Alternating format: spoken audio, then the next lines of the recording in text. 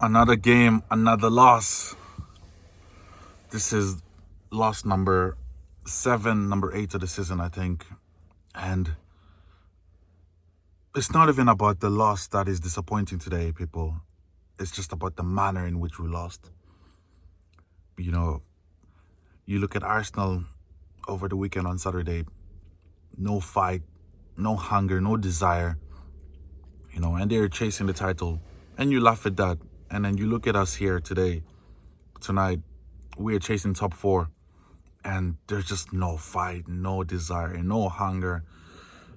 I mean, am I being too harsh? I don't know. Maybe I am. Maybe I am.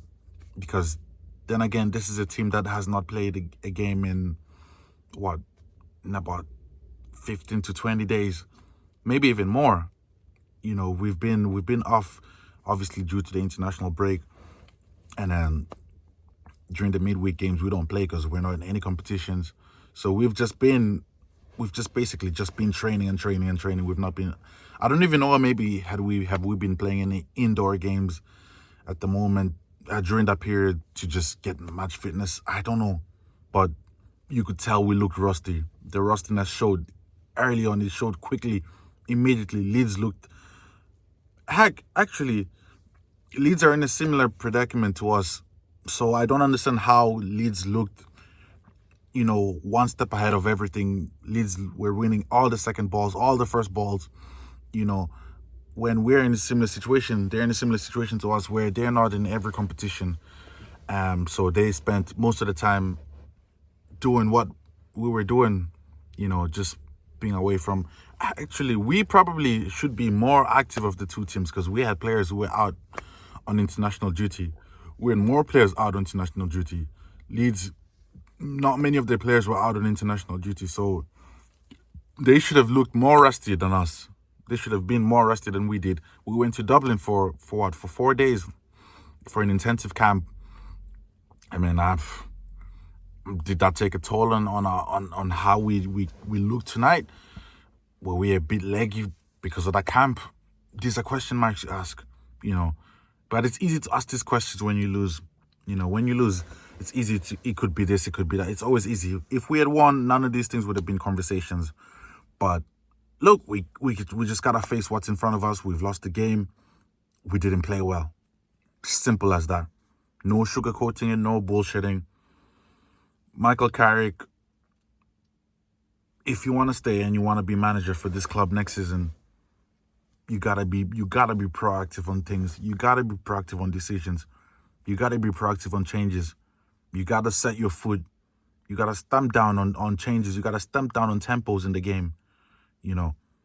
Leeds were done from the first minute. Leeds looked the better team. Leeds looked in more control of the game. Looked like they were the most likely to score. We got a few scares before they even scored. They gave us a few scares, and still, it was still the same. Nothing changed. Nothing looked different. It didn't seem like there was a voice that said to the players, "Boys, regroup. Just hold it down for 2 minutes. Then we start playing." It just seemed like we just accepted that Leeds came out flying, and we just took it, and then we conceded the goal early on. But you know what? Maybe fair enough. It's an early goal. You're thinking, you know what? Maybe that could wake the boys up and stuff. And then we can just regroup and find an equalizer. But no. It done the exact opposite. We just went into our shell. We just allowed Leeds to get more comfortable, more confident in the game. And before you know it, 2-0. Just like that, off the cuff. Big up Noah Okafor. Good goals, good player. But come on. We should not be allowing that. The fullbacks, both Jordan Bogle and not Aronson, can't remember what, Goodmanson, just getting freedom of breathing all over the pitch, all half long. The amount of freedom they got on the width in that first half. We're even lucky, to be honest. We're even lucky that it was only 2-0 at halftime because the amount of chances, the amount of crosses Jordan Bogle had fed Calvert-Lewin, and even Goodmanson had fed Calvert-Lewin. It should have been 3, probably even 4-0. We're lucky to even get away with it just being 2-0. And I'm not joking. I wish I could be joking, but I'm not. I'm not, people. And I get it. Maguire is suspended, could not play the game. I get it. Kobe Mainoo not available to play. Fair enough, I get it. You have no options but to play Ugarte. You have no options but to play Martinez and Euro as a centre-back pairing, which they got dominated in that first half. Calvert-Lewin just was on them from start to finish. Was on them. Didn't give them a minute's breath. In the air, on the ground, just dominant.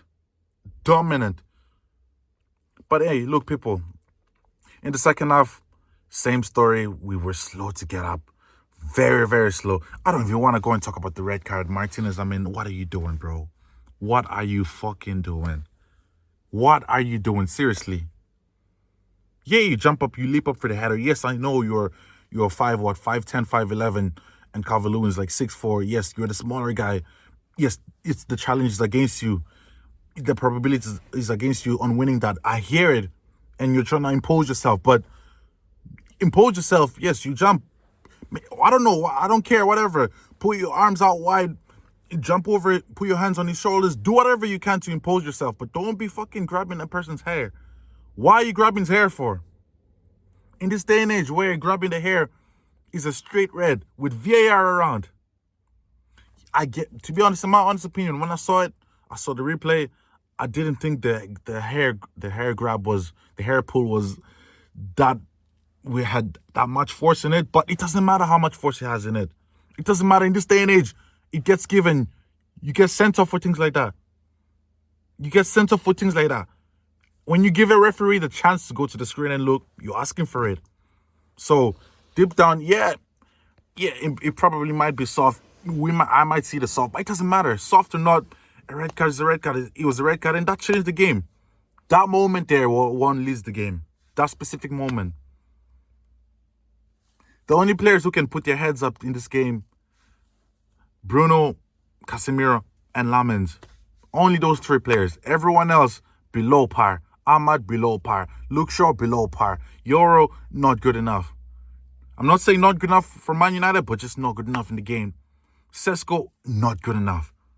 Not good enough in the game. Just not. The balls weren't sticking. Pause. Just the hold-up play wasn't sticking.